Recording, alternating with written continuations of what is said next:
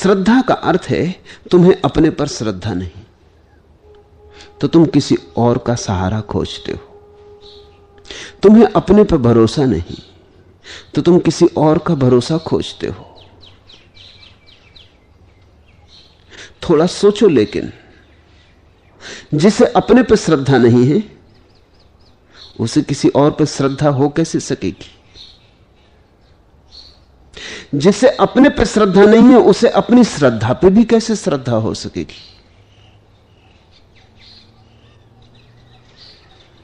जिसे अपने पर भरोसा नहीं है उसे अपने भरोसे पे कैसे भरोसा आएगा? धोखा होगा। दूसरे के भरोसे में तुम केवल आत्म अश्रद्धा को छिपा लोगे। दूसरे के पीछे चल के तुम चलने की जो कठिनाई थी उससे बच जाओगे। दूसरे का अनुकरण करके वो जो खोज की चुनौती थी उससे चूक जाओगे। अभियान है जोखिम से भरा, तुम जोखिम नहीं उठाना चाहते। तुम भोजन भी पचा पचाया चाहते हो, कोई चबा दे, कोई तुम्हारे मुंह में चबाया उगल दे, ताकि तुम्हें मुंह भी ना चलाना पड़े। जूठा भोजन करने से तुम्हें मितली आएगी, लेकिन जूठी श्रद्धा से तुम्हें मितली नहीं आती। कोई दूसरा दे देता है और तुम मान लेते हो। इससे सिर्फ एक ही बात पता चलती कि मानने का तुम्हारे मन में कोई मूल्य ही नहीं। तुम दूसरे के उतारे कपड़े पहनने को राजी नहीं होते क्योंकि कपड़ों का तुम्हारे मन में कोई मूल्य है, लेकिन तुम दूसरे के उतारे शास्त्र पहनने को राजी हो जाते हो। इससे एक ही बात पता चलती है कि तुम्हारे मन में कोई मूल्य ही नहीं। तुम इस बात को इतना व्यर्थ समझते हो कि अपना हुआ कि पराया, हुआ कि न हुआ सब बराबर है। सत्य की गरिमा तुम्हारे मन में नहीं है, अन्यथा तुम उधार कैसे स्वीकार करते? सत्य और उधार, सत्य और किसी और का। एक पंडित एक चम्हार की दुकान पर जूते सुधरवाने गया। जूते की हालत बड़ी बुरी थी, तो उस चम्हार ने कहा 2-4 दिन लगेंगे। तो पंडित ने कहा तो बड़ा मुश्किल होगा, 2-4 दिन मुझे बिना जूते के चलना पड़ेगा, जल्दी नहीं हो सकती, 2-4 घंटे में नहीं हो सकता। तो उस चम्हार ने कहा ऐसा करो, ये एक जोड़ी सुधरी पड़ी है, ये तुम 2-4 दिन पहन लो, फिर तुम्हारी ठीक हो जाए, ले जाना, ये वापस कर जाना। पंडित ने वो जोड़ी देखी, वो किसी की और की जोड़ी थी जो उसने सुधार कर रखी थी। उसने कहा सोच समझ से बात कर, मैं और किसी दूसरे के जूते उधार पहनूंगा, किसी के पहने हुए जूते? तूने मुझे समझा क्या है? वो चमार हंसने लगा। उसने कहा कि मैंने तो सोचा आप पंडित हैं, इतने उधार जूते पहने हुए हैं, एक और हो जाएगा तो क्या हर्ज। जिसने आत्मा तक के वस्त्र उधार ले लिए वो पैरों में जूते डालने में दूसरे के परेशान हो रहा है। लेकिन पैरों का हमारे मन में मूल्य है, आत्मा का कोई मूल्य नहीं। बुद्ध कहते हैं जो श्रद्धा से रहित है। तुम किसे श्रद्धा कहते हो? तुम किसे विश्वास कहते हो? तुम अकेले घबराए हुए हो, तुम अकेले कप रहे हो, तुम किसी का सहारा पकड़ लेते हो। लेकिन कौन कब किसका सहारा हुआ है? इस संसार में स्वयं ही खोजना पड़ता है। वस्तुतः सत्य से भी ज्यादा मूल्यवान खोज है। जो खोजता है ठीक से, जिसकी खोज सम्यक है, उसको सत्य तो मिल ही जाता है, वो तो परिणाम है। लेकिन तुम खोज से बचना चाहते हो। तुम्हारी हालत उस छोटे बच्चे जैसी है जो गणित करता है और किताब उलट के पीछे लिखे उत्तर देख लेता है। इसको तुम श्रद्धा कहते हो। विधि नहीं करना चाहता, उधार उत्तर ले लेता है, लेकिन उधार उत्तर आ जाने से भी गणित हल नहीं होता। विधि तो जाननी ही पड़ेगी। यह उधार उत्तर व्यर्थ है, क्योंकि गणित का उपयोग यही था कि जब जीवन में प्रश्न तुम्हारे सामने खड़े हो तो तुम्हारे हाथ में विधि हो, ताकि तुम उत्तर खोज सको। अब यह उत्तर तुमने मुफ्त पा लिया, विधि से तुम चूक गए, गणित का अर्थ ही ना रहा। अब जीवन में जब भी कोई सवाल उठेगा, और जीवन में कोई किताब थोड़ी है जिसको उलट के तुम पीछे लिखे उत्तर देख लोगे। स्कूल की किताबों में पीछे उत्तर लिखे होते, जिंदगी की किताब में तो कहीं पीछे कोई उत्तर नहीं, उत्तर खोजने होते। यहां उत्तर निर्मित करने होते, अपने खून से सींचने होते। यहां प्राणों को चुकाते हो तो उत्तर मिलते। एक बार अगर श्रद्धा कि झूठ तुम्हें पकड़ गई, तुमने कहा हम क्या करेंगे जानकर, बुद्ध पुरुषों ने जान लिया, कृष्ण और क्राइस्ट ने जान लिया, हम तो सिर्फ मान लेते। तुम्हारी श्रद्धा जानना नहीं है, मानना है। और सत्य माना नहीं जा सकता, केवल जाना ही जा सकता है। सत्य इतना सस्ता नहीं कि तुम मान लो और मिल जाए, खोजना पड़ेगा। दुर्गम पथ है, लंबी यात्रा है, निश्चित कुछ भी नहीं। मिलेगा भी, यह भी कोई आश्वासन नहीं दे सकता। ज्यादा से ज्यादा कोई इतना ही कह सकता है कि मैं भी चला, मैं भी भटका, पहुंच गया। आशा करता हूं तुम भी चलोगे, भटकोगे, गिरोगे, उठोगे, पहुंच जाओगे। आशा हो सकती है, आश्वासन नहीं हो सकता। आशीर्वाद कोई दे सकता है, आश्वासन कोई भी नहीं दे सकता। शुभ कामना कोई कर सकता है कि प्रभु करे तुम पहुंच जाओ, लेकिन पहुंचने के लिए कोई गारंटी नहीं दे सकता। सत्य कोई बाजार में बिकने वाली वस्तु नहीं, और सत्य का कोई नियत घर नहीं है। जहां मैंने उसे पाया वहां तुम उसे ना पाओगे, क्योंकि तुम हो, मैं हूं। तुम्हारी राह थोड़ी अलग होगी, तुम कहीं और से चलोगे, क्योंकि तुम कहीं और खड़े हो। मैं जहां से चला था वहां से मैं चला था, तुम वहां से कभी भी ना चलोगे। तुम्हारा चलना तो वहीं से शुरू होगा जहां तुम खड़े हो, जहां तुमने अपने को पाया है। तुम्हारी राह मेरी राह कैसे होगी, मेरी राह तुम्हारी राह कैसी होगी? हां, तुम मुझसे कुछ सीख सकते हो, मानने से कुछ सार ना होगा। तुम मेरे अनुभवों से कुछ सार ले सकते हो जो तुम्हें राह में चलने में सहयोगी हो जाएगा, लेकिन राह नहीं ले सकते। इसलिए बुद्ध ने कहा है, बुद्ध पुरुष केवल इशारा करते, उनकी अंगुलियों को पकड़ के मान के बैठ मत जाना। उनके इशारे मंजिल नहीं, चलना तुम्हें होगा, यात्रा तुम्हें करनी होगी, भटकना तुम्हें होगा। सत्य को पाने में सत्य के मार्ग पर मिली हुई कठिनाइयां अनिवार्य हिस्सा है, क्योंकि सत्य कोई वस्तु थोड़ी है जो बाहर रखी है। उसकी खोज में ही तुम्हारे भीतर जो निर्मित होता है वही सत्य है।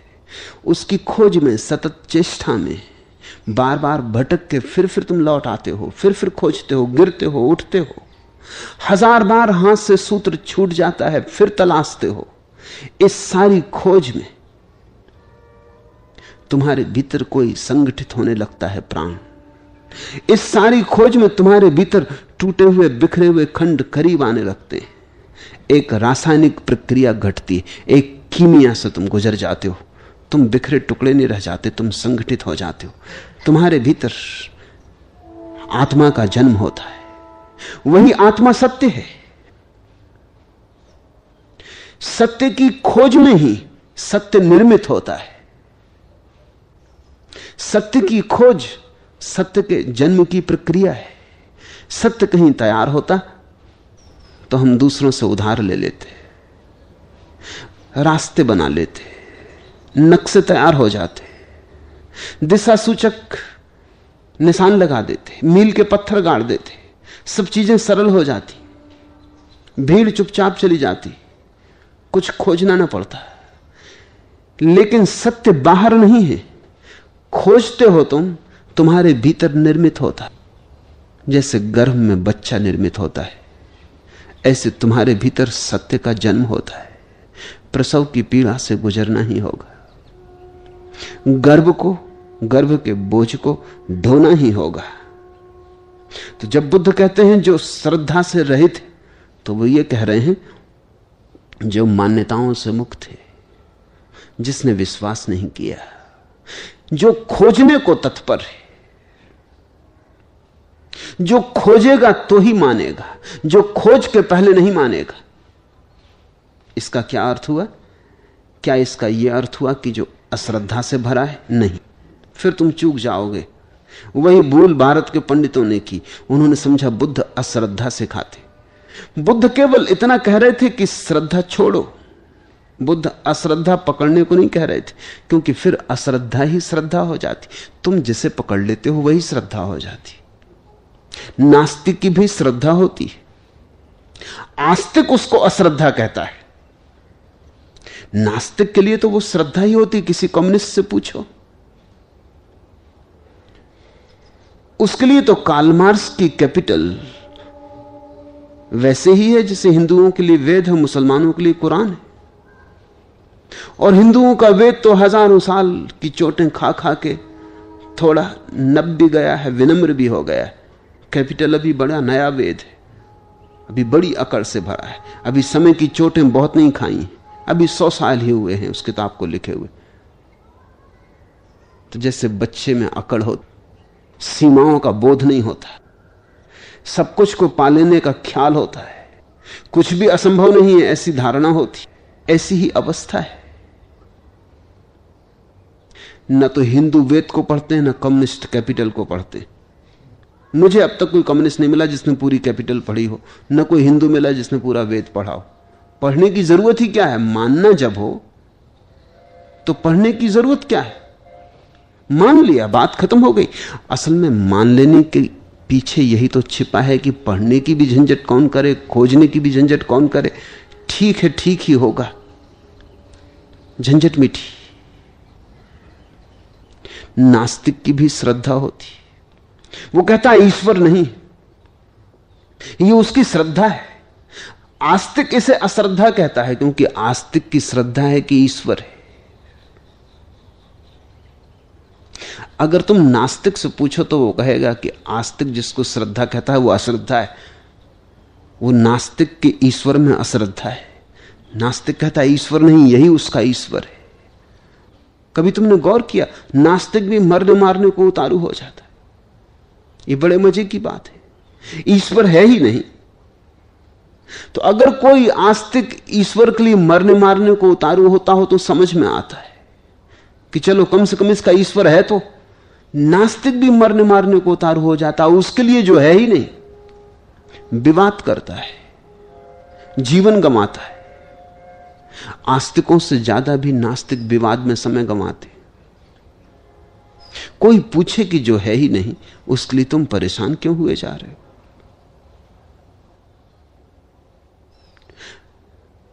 नहीं, जो नहीं है इतने पर ही बात पूरी नहीं हो जाती, इसे सिद्ध करना पड़ेगा। इसके लिए प्रमाण जुटाने पड़ेंगे कि नहीं, और जो कहते हैं कि है उनको गलत सिद्ध करना पड़ेगा, क्योंकि ये श्रद्धा का मामला है। अगर दूसरा कहे चला जाए कि है तो हमारी श्रद्धा को डगमगाहट पैदा होती, संदेह पैदा होता है कि कहीं हो ही ना। इसलिए सारा इंतजाम करना पड़ता नास्तिक को भी कि नहीं, उसको नहीं के मंदिर बनाने पड़ते, उसे इंकार के शास्त्र निर्मित करने पड़ते। बुद्ध अश्रद्धा नहीं सिखा रहे हैं, बुद्ध कह रहे हैं श्रद्धा ना हो। बुद्ध ये कह रहे हैं कि तुम्हारा चित्त मान्यता से घिरा ना हो, ना इस तरफ ना उस तरफ। जब जाना ही नहीं है तो हम निर्णय कैसे करें? पता नहीं है, पता नहीं ना हो। हमें पता नहीं, तो हम अपने इस अज्ञान को किसी ज्ञान से न ढांकें। आस्तिक का भी दावा वही है जो नास्तिक का है। आस्तिक कहता है ईश्वर है, यह हमें पता है। नास्तिक कहता है ईश्वर नहीं है, यह हमें पता है, मगर दोनों को पता है। बुद्ध कहते हैं सच में तुम्हें पता है?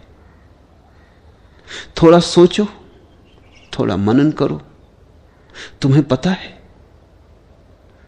तो पैर के नीचे से जमीन खिसकती मालूम होगी। पता तो नहीं,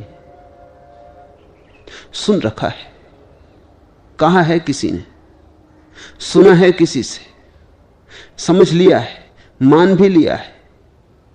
माना क्यों है?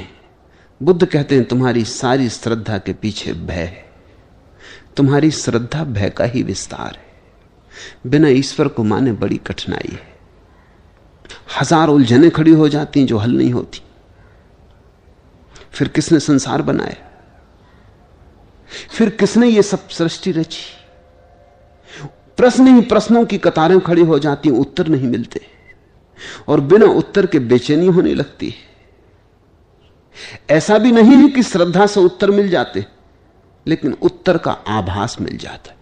उतने से ही आदमी राहत मान लेता है। न सही सत्य, सत्य का आभास ही सही, थोड़ा भरोसा आ जाता है, थोड़ी सांत्वना हो जाती। नास्तिक की भी तकलीफ यही है। उसकी तकलीफ यही है कि ईश्वर को मानने से हजार प्रश्न खड़े होते। दुनिया में दो तरह के लोग मैंने देखे। एक है जिनको ईश्वर ना हो तो प्रश्न खड़े होते, और एक है कि जिनको ईश्वर हो तो प्रश्न खड़े होते। मगर दोनों की तकलीफ यह है कि ईश्वर के होने न होने से उन्हें प्रश्न खड़े होते, और कोई ना कोई उत्तर चाहिए। बिना उत्तर के सिर्फ प्रश्न में जीना बड़ा कष्ट है, बड़ा दूभर है। सिर्फ प्रश्न में जीना, समस्या में घिरे सब तरफ से, हाथ में कुछ भी सूत्र नहीं, बड़ी हिम्मत की बात है। सिर्फ दुस्साहसी प्रश्नों के साथ जी सकते, और इसलिए सिर्फ दुस्साहसी ही सौभाग्यशाली, कभी उनको उत्तर मिलते।